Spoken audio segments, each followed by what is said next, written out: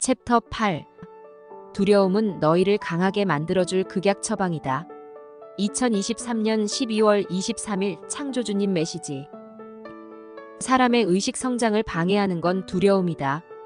두려움은 태초에 너희가 세상으로 나올 때 선과 행복, 선심의 씨앗과 함께 비료처럼 받아온 것이다. 극약 처방이 될 수 있겠다. 두 개의 씨앗이 싹을 틔우고 자라면서 두려움은 선함과 행복보다 한 뼘씩 먼저 자란다. 생각해보라. 너희 안에서는 두려움을 넘어서겠다는 것만으로도 성장하고 성취했다. 두려움의 성장을 추월하는 한순간이 있다. 그때 너희의 선한 싹이 자라 의식의 열매를 맺음과 동시에 폭풍 성장하고 두려움은 시들어 너희의 영의 걸음이 될 것이다. 두려움은 너희를 강하게 만들어줄 극약 처방이니 결코 좋다, 나쁘다로 판가름할 수 없다. 쓰임에 따라 약도 되고 독도 된다. 판단은 너희의 목. 누군가가 너를 강하게 저해하는 것. 그는 너에게서 자신의 두려움의 크기를 발견한 것이다. 크게 분노하는 자, 크게 두려운 자. 슈카이브님의 해석. 천상계에서는 상상하는 즉시 그게 무엇이든 바로 눈앞에 나타난다.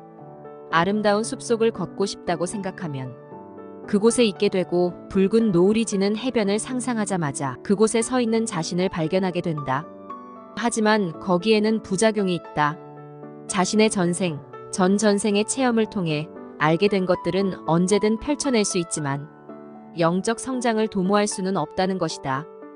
영적 성장은 반드시 물질 세계에서의 체험을 통해서만 이룰 수 있다. 기도와 명상, 생각만으론 이루어지지 않는다. 카르마 정화, 소멸 그리고 깨달음과 지혜는 실패, 시련 고난을 통해서만 얻을 수 있다. 지구의 육화에 있는 영혼들은 모두 영적 성장을 위해 자청에서 내려온 존재들이다. 지구가 얼마나 위험하고 고통스러운지 잘 아는 그들의 입장에서는 용기 있는 선택을 한 셈이다. 자신에게 부족한 것은 채우고 과한 것은 드러내고 약한 것은 단단하게 만들고 성장이 더딘 것은 진화토록 하려고 안타까운 것은 인간으로 육화하게 되면 전생의 기억들이 모두 리셋된다는 것이다. 전생이 기억나지 않는 것이다. 그래서 모든 것이 두렵게 느껴지는 것이다. 두려움을 극복하려고 육화했는데 대부분 두려움 속에 갇혀 방황하게 되는 것이다. 창조주의 자녀이자 빛, 그 자체인 영혼이 자신이 빛이라는 걸 망각한 채 어둠 속에서 헤매는 것과 같다. 과거의 나 역시 오랜 세월 두려움과 싸워야 했다. 두려움은 실체가 없다. 실체가 없기에 더 두렵게 느껴진다. 두려움에 대해 두려워하는 마음을 가질수록 두려움은 증폭된다. 그래서 꿈과 목표, 바라는 것이 있어도 두려움 앞에 무릎을 꿇고 만다.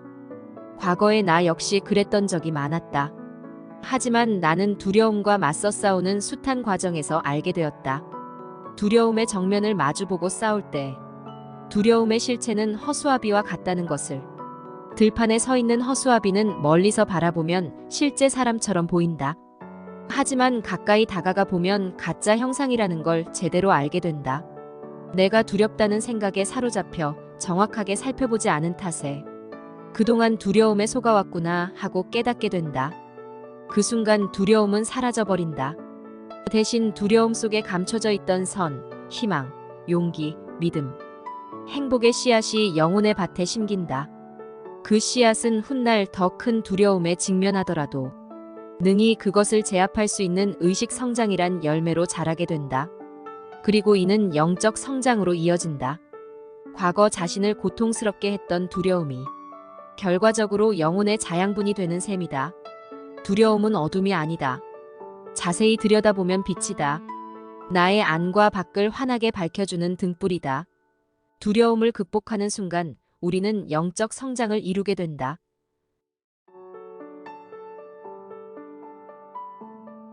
챕터 9. 에너지는 좌와 우가 있다. 2023년 12월 24일 창조주님 메시지. 에너지의 양분화. 에너지는 좌와 우가 있다.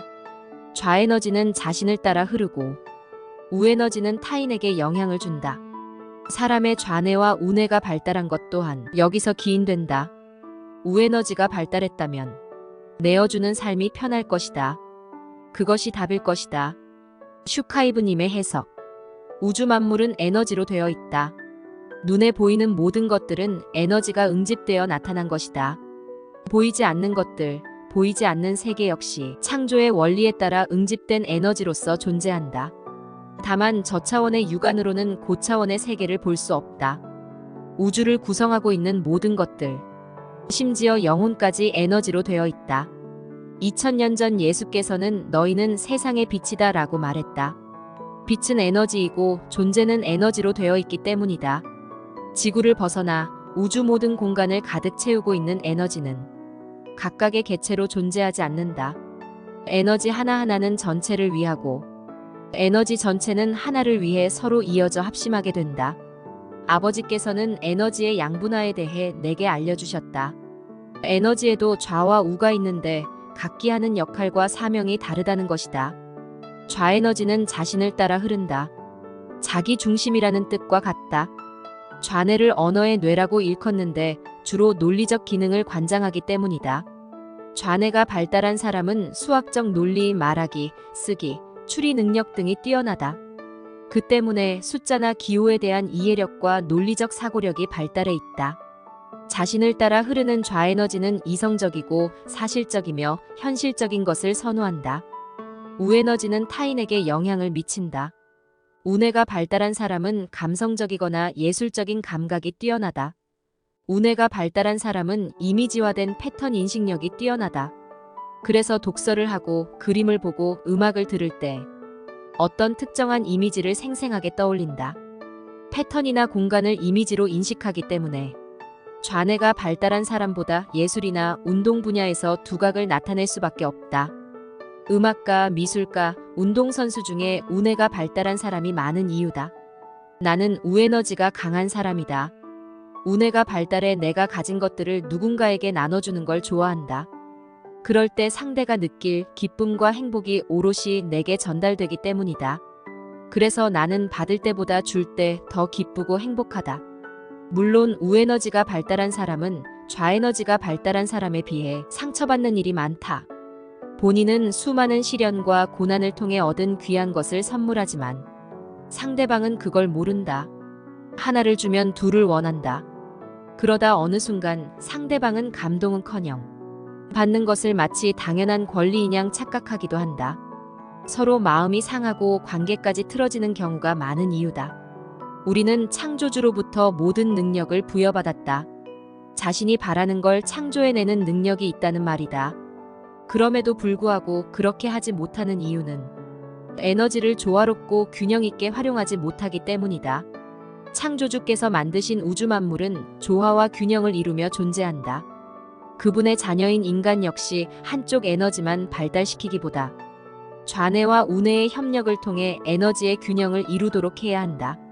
이는 마치 현재 의식과 무의식이 서로 협력해 인간의 행동을 관장하는 것과 같다. 사람들 대부분은 죽을 때까지 10%밖에 뇌를 활용하지 못한다고 한다.